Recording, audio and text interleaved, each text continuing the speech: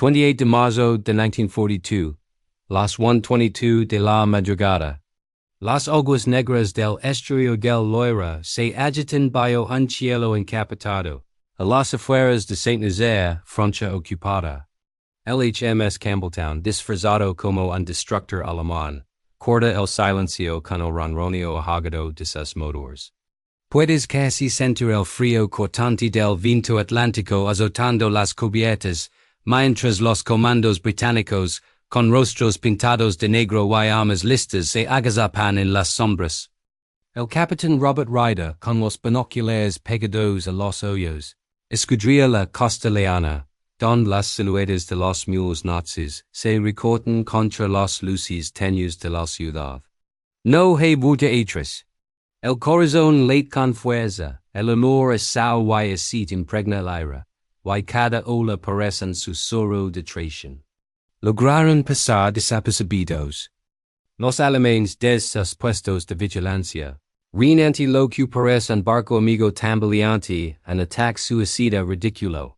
Pero nadie sabían lo que late en las entradas del Campbeltown, toneladas de explosivos con temporizador, listos para reventar el dique seco Normandie, el refugio del temible acrosado Tirpitz.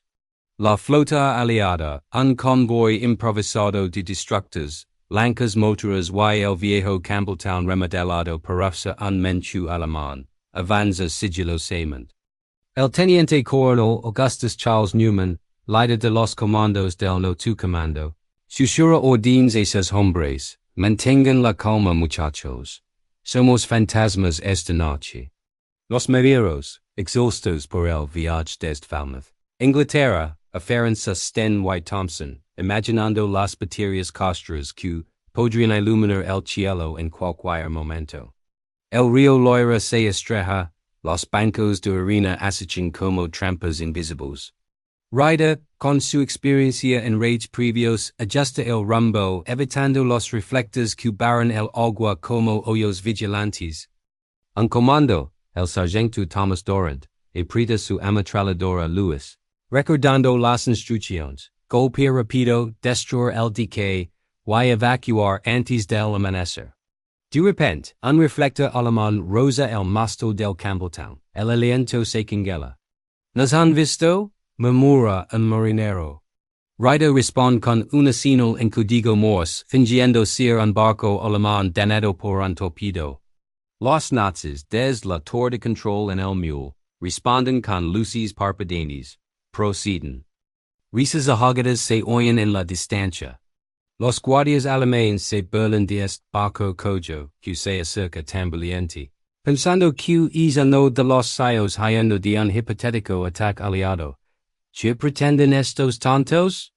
Se preguntan, sin sospechar que es suicidio, es una trampa mortal. El Campbeltown acelera, sus chimeneas falsas emitiendo humo para completar el engaño. Puedes imaginar el pulso acelerado de los hombres a bordo, el sudor frío bajo los uniformes, mientras el dique masivo se acerca, imponente como una fortaleza de hormigón. Pero entonces los canones alemanes despiertan. Un proyectil silba sobre la cubierta, explotando en el agua chicana. ¡Fuego! Grita Ryder. Las lancas aliadas responden con ráfagas de ametralladoras, iluminando la noche con trazadoras. El Campbeltown, con su proa reforzada de acero, embiste a toda velocidad hacia las puertas del dique. El impacto es inminente. ¿Sobreviven al choque?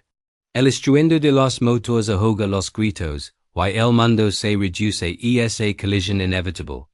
El HMS Campbeltown se estrella contra las puertas del dique con un rugido metálico que resuena como un trueno sobre el Loira, a 19 nudos. La proa reforzada se incrusta 10 metros en el casing de acero, doblando el metal como si fuera papel. El impacto arrolla a los hombres contra las barandelas. Algunos caen al agua helada, otros se aferran a lo que pueden. El teniente comandante Stephen Beatty, al mando del destructor, mantiene la calma en el punto destrozado, mientras el capitán Ryder, desde la MG B-314 Chicana, observa la escena con el corazón en la garganta, Comandos desembarcan, rapido. Grita el coronel Newman.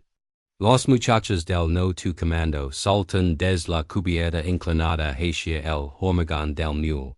Botas golpeando el suelo están en mano, mientras las balas alemanas comienzan a silbar des las torres de vigilancia. El engaño ha funcionado hasta el último segundo. Los alemanes, creyendo que era un accidente de un destructo propio, tardan en reaccionar. Pero cuando el Union Jack reemplaza la bandera nazi en el mástil del Campbeltown, el infierno se desata. Reflectors barren el puerto. Canones de 20 mm y ametralladoras MG-42 abren fuego desde los techos y mules. Las lancas moderas aliadas, las MLS de madera frágil, responden con todo lo que tienen. Huracans y vicas escupiendo fuego, iluminando la noche con trazaduras rojas y verdes. Puedes sentir pánico en el aire, el olor a cordita y madera quemada, los gritos de avancen, mezclados con los gemidos de los heridos. El sargento mayor Jimmy Brown lidera su sección hacia las bombas de drenage del dique, colocando cargas explosivas mientras las balas rebotan en el hormigón a su alrededor. Cubran, muchachos!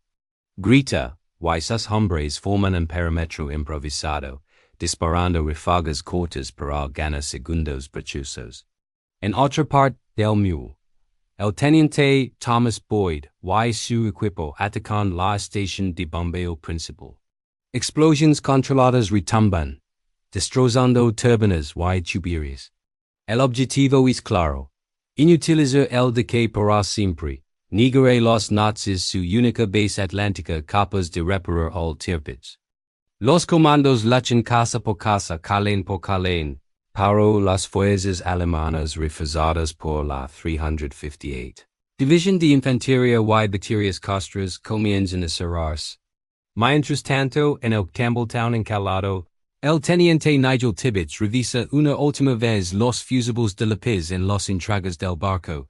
45 toneladas de metal ocultas tras una pared de hormigón y acero. Deberían detonar alrededor de las 9 o'clock, murmura, pero el reloj avanza lento. Los alemanes suben a bordo del destructo varado, curiosos furiosos buscando documentos o prisioneros.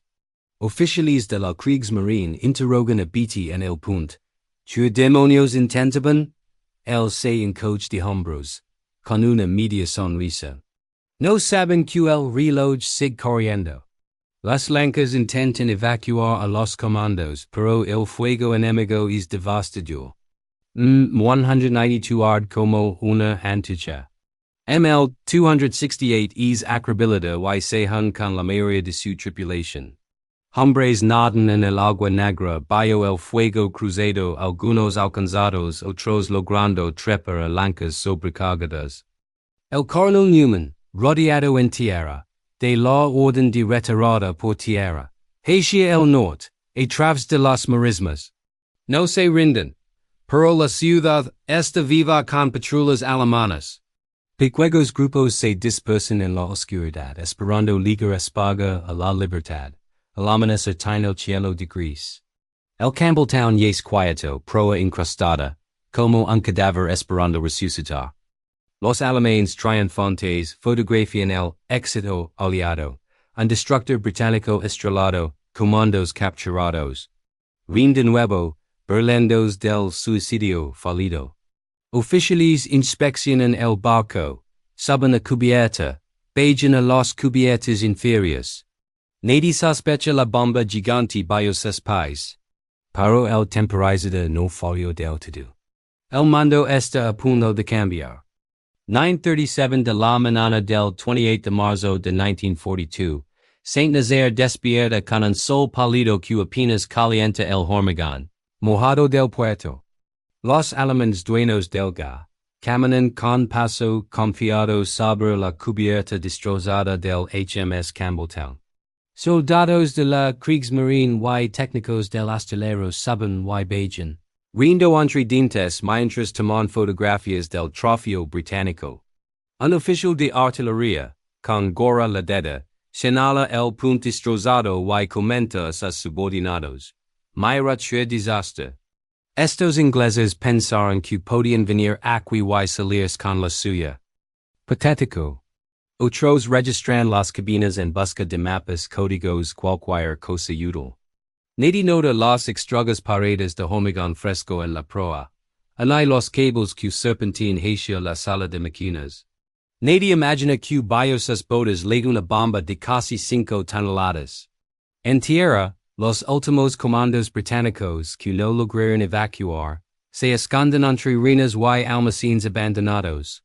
El teniente Caran Purdon, con el brazo sangrando por un disparo, susurra a sus compañeros, mantengan la cabeza baja.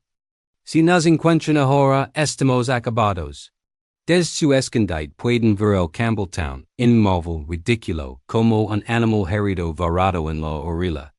Los alemanes han declarado la operación un fracaso total.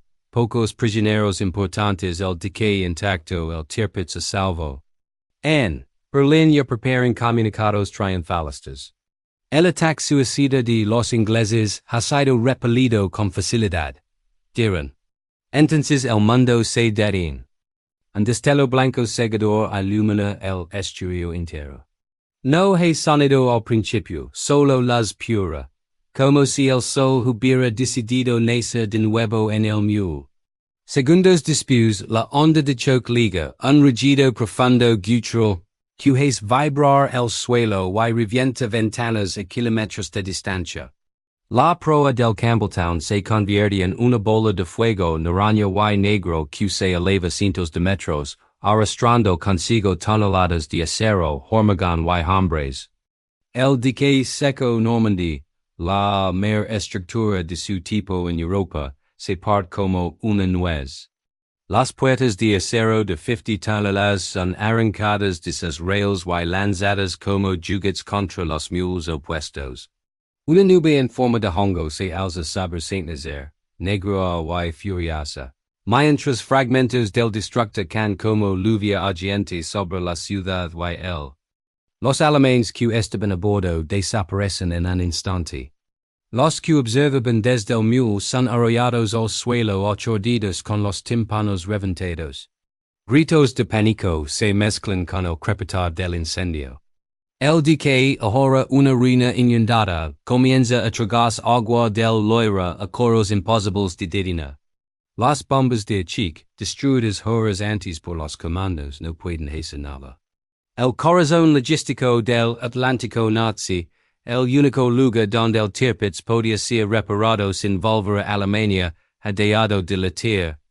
Desde las colinas cercanas, los comandos supervivientes que lograron escapar ven la columna de humo alzarse como un dedo acusado. El sargento Durant, herido pero vivo, murmura con una sonrisa rota, lo conseguimos, maldita sea, lo conseguimos. En las lancas que lograron huir la noche anterior, el capitán Ryder, exhausto y cubierto de Holland, recibe el informe por radio. Explosión masiva en el objetivo, dique destruido. Por primera vez en horas, permite que una pequeña sonrisa se dibuje en su rostro catido. La noticia recorre Londres como un relámpago. Churchill, oh Inerus, golpea la mesa con el puño. Magnífico! Eso mantendrá el Tirpitz encerrado en Noruega hasta el fin de la guerra. Y así fue. El acorazado hemos temido de la Kriegsmarine nunca más volvió a salir al Atlántico para cazar convoys. Miles de marineros aliados, que habrían muerto bajo sus canones o los torpedos de los U-boot reparados en Saint-Nazaire, siguieron navegando gracias a esa bola de fuego que iluminó la costa francesa aquella mañana. Los alemanes tardaron ecos en reparar el dique. Nunca recuperan su plena capacidad.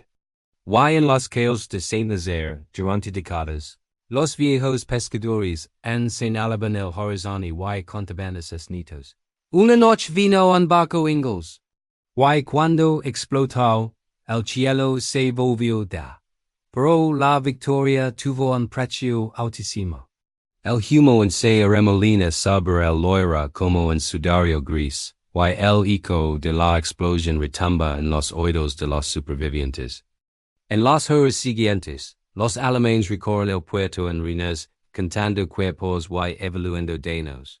Más de 360 nazis han muerto en la deflagración. Muchos de los altos oficiales de la Kriegsmarine que inspeccionaban el Campbeltown, pero el costo para los aliados es descarado. De los 611 hombres que partieron de Falmouth minus 169 marineros y 442 comandos, solo 228 regresan a Inglaterra.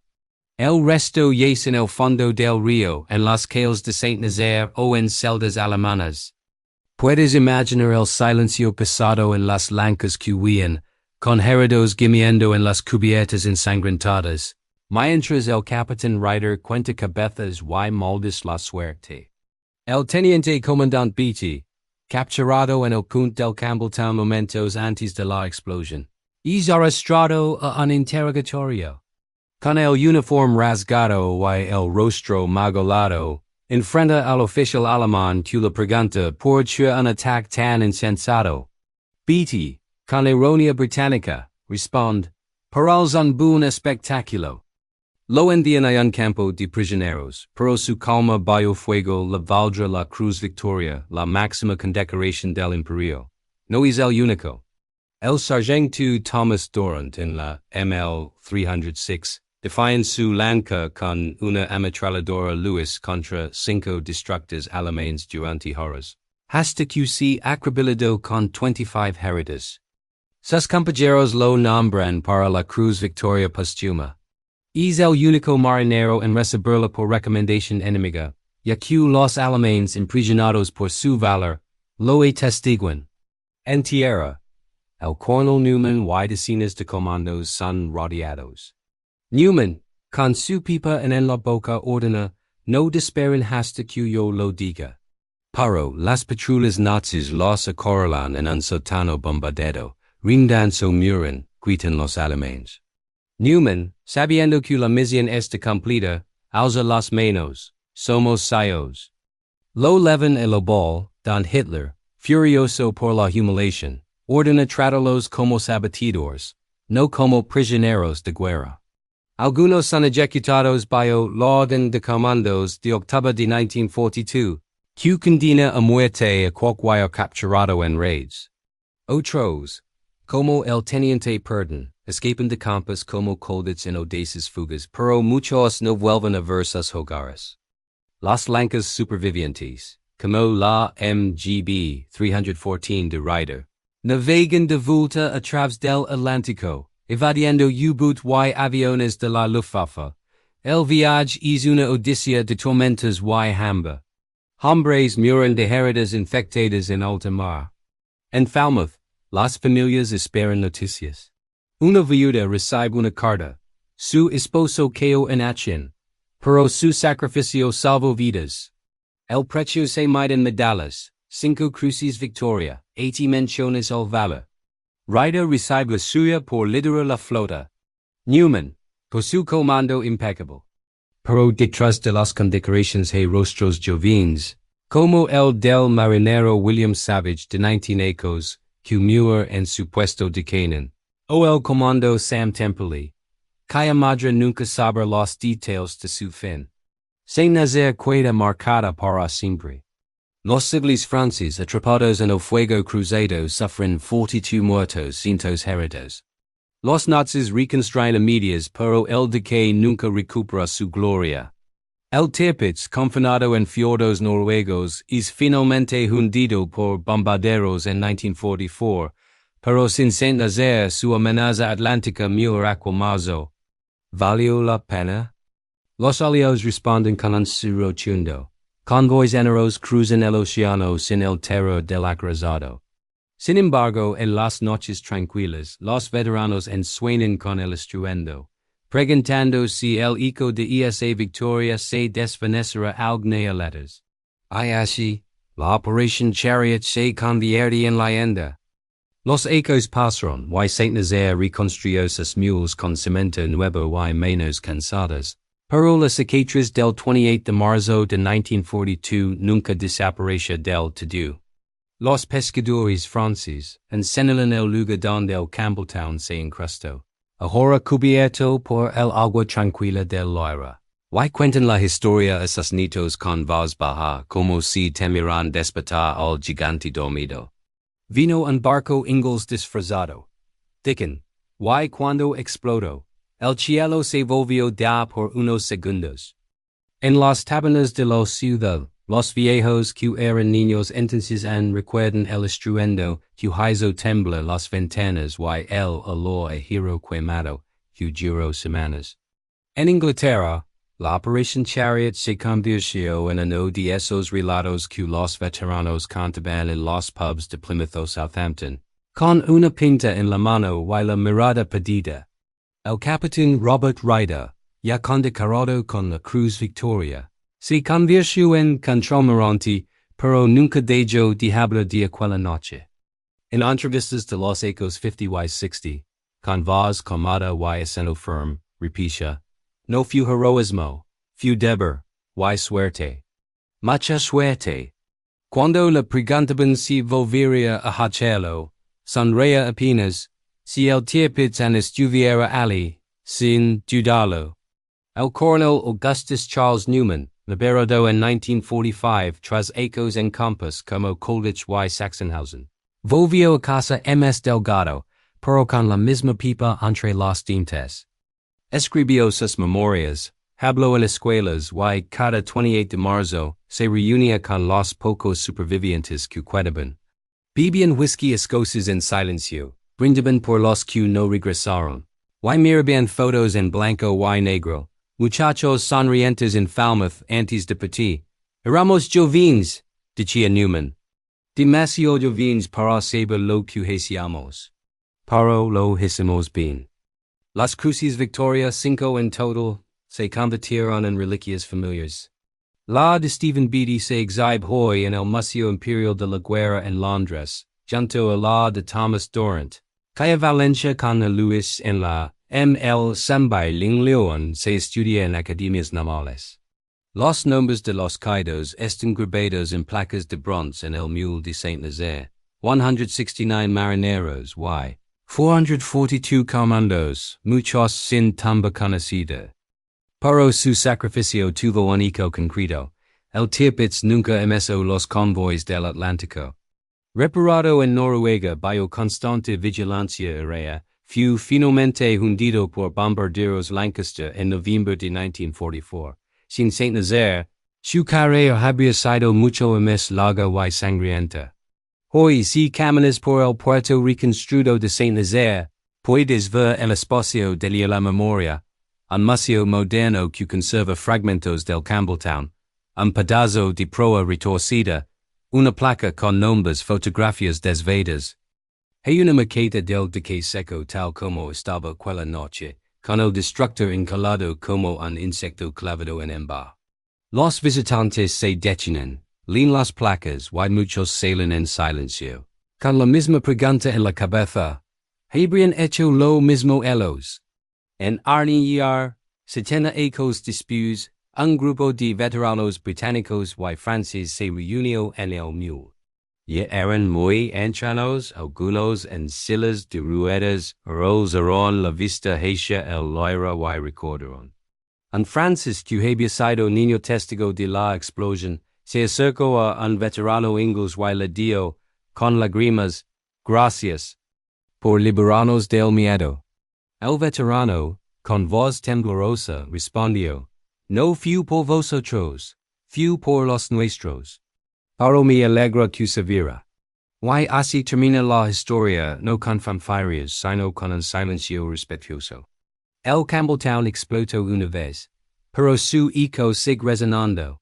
En los libros de historia naval, en las noches de tormenta del Atlántico, en las conversations de quienes anserian que a veces un acto desesperado puede cambiar el rumbo de una guerra. La risa de los alemanes se apagó para siempre aquella mañana de marzo. Y en su lugar quedó una lección simple y brutal. Subestimes a un comando británico a tu propio riesgo.